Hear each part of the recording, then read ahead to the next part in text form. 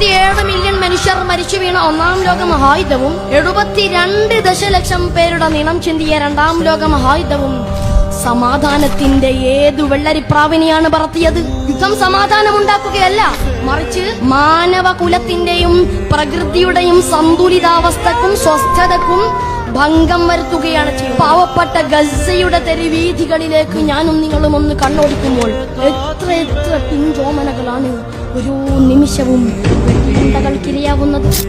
മൃതിയടയുന്നവരുടെ അക്കക്കണക്കുകൾക്കപ്പുറം അംഗവിച്ഛേദം സംഭവിച്ച ആയിരങ്ങളുടെ ആർത്തനാദങ്ങൾ ആരെങ്കിലും അറിയുന്നുണ്ടോ?